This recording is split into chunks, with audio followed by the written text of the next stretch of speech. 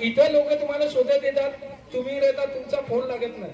तर थोडा आमची एक विनंती आहे तुम्हाला, कळकळीची विनंती, का आपला फोन आहे तो आपण लोकांच्या सेवेसाठी तुम्ही आहेत याची जाणीव असली पाहिजे आणि फोन जरा तुम्ही ऑन ठेवत जा, एवढीच आमची रिक्वेस्ट आहे. तुमच्याकडे किती ग्रामपंचायत आहे? कुठली? वार कसे आहेत तुमचे? वार वार वार कसे? 2 ग्रामपंचायत. हा, दिवसातून वार आहे ना तर सांगा. सोमवार कुठे, मंगळवार कुठे? सोमवार, बुधवार, शुक्रवार, म्हणजे मंगळवार गुरुवार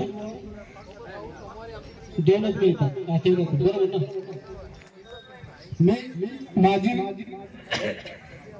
कैरी ग्रामपंचायत मध्ये आलेल्या सर्व सभासदांना माझी विनंती आहे, तुम्ही खूप तक्रारी केल्या ह्या ग्रामसेवकाविषयी आणि आम्ही पण फोन करून पाहिजे, फोन लागत नाही. वार लिहून ठेवा, मंगळवार आणि गुरुवार. याच्या पुढे जर ग्रामसेवक आला नाही तर लॉक लावून ठेवायचं. काय करायचं?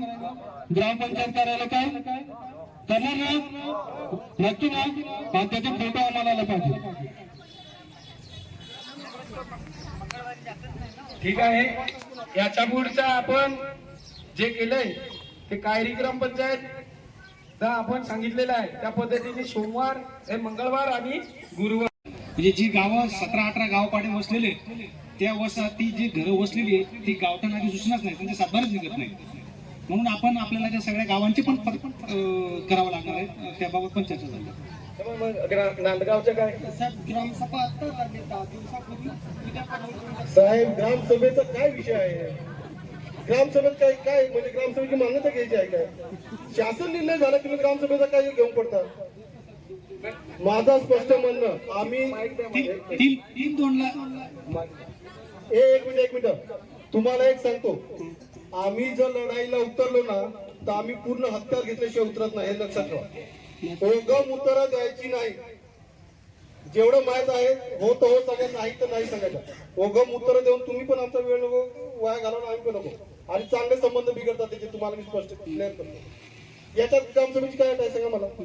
शासन निर्णय झालाय, तुम्हाला 3-2चा प्रस्ताव तुमच्याकडे आला तर तुम्हाला तो दाखल करायचा, विषय संपला. शासन निर्णय नसता मग तुम्ही ग्रामसभेत चर्चा केली असती, ग्रामसभेने मान्यता द्यायची नाही नंतर तुम्ही ठरवलं होतं. अहो शासन निर्णय प्रत जोडा ना तुम्ही. स्वतः डीएफओ साहेब त्या दिवशी जिल्हा परिषदला होते का हो, दिवाकर साहेब, त्यांनी स्वतः ऍग्री केलं की 1 हेक्टरच्या वरती मी देऊ शकणार नाही. 1 हेक्टर म्हणजे किती? 2.5 एकर नाही देऊ शकत. स्वतः जिल्ह्याचे वन विभागाचे प्रमुख सांगतायत, पण बोले माझ्याकडे येतच नाही. त्याच्यात एक महाशय व्हिडिओ आपले वडेवाले त्यांनी डायरेक्ट सांगितलं आमच्या ग्रामसेवकांना सांगतो हा जीआरच माहित नाही. म्हणून आम्ही प्रश्न उपस्थित केला, मग आपल्या जवळचे इतके सिनियर ग्रामसेवक यांना पण जीआर हा माहिती नसेल, म्हणजे एकाच आहे, एकाला माहिती. चला एकाला तर माहित आहे, पण तुम्ही पण ते तुमच्या डोक्यात न सांगता यांना सांगायला पाहिजे. कसं आपल्याकडे असलेलं ज्ञान वाटत गेलं तर वाढतंय, सांगतो आपल्याकडे ठेवलं तर ते कुचतंय, असे एक मन आहे. भाऊसाहेब तुमच्याकडे पत्र कधी दिलं ग्रामपंचायतकडे? कधी दिले? मागच्या ग्रामसभेला तुम्हाला विषय काढला ना? हो काढला. ऐका, मागच्या ग्रामसभेची प्रोसिडिंग तुमच्याकडे आहे, मग तो विषय तुम्ही त्या दाबून का ठेवला? तुम्ही तुमचे वरिष्ठ आहेत का नाही? तुमचे विस्तार अधिकारी इथं आहेत, त्यांना विचारलं याच्यावरती काय मार्गदर्शन घ्यायचं? विचारलं, पण तुम्ही दाबून ठेवला ना. आता तुम्ही येणारी ग्रामसभाची वाट बघता, याचा अर्थ उद्या जो एखादा माणूस मरेल ना त्याची वाट बघा.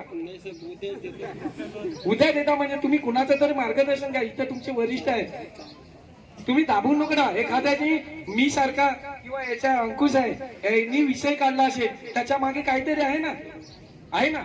आम्ही कुठल्या तरी कायद्याच्या आधारानेच बोलतो. आम्ही तुम्हाला सहकार्य केलं. भाऊसाहेब तुम्हाला काय पाहिजे? जीआर पाहिजे तर मी देतो. आमच्या भाऊसाहेबांना विचारा मी दिला का नाही जीआर, विचारा. तुम्ही मागितला कधी? आपल्या लोकांचं भलं होईल साहेब, हे लक्षात ठेवा. आपल्या लोकांचं भलं होईल तर. मॅडम पाईपलाईन टाकण्याचं काम कोणाचं ते सांगा. त्यांचं आहे सर. खर्च करणे त्यांचं काम आहे ते. खर्च ते करतील पण पाईपलाईन ते आरोग्य खात्यावाले टाकणार आहेत का? मग खर्च त्यांनी निधी उपलब्ध करून द्यावा, आपण टाकून देऊया ना त्यांना. मग असं तुम्ही पत्र द्या ना त्यांना, तेव्हा नाही ते दिलेलं आहे सर, ऑलरेडी झालेलं आहे, आपला पत्रव्यवहार दिलंय का? झालेला आहे. त्यांचं असं आहे की संध्याकाळची लाईन जेव्हा होईल ते-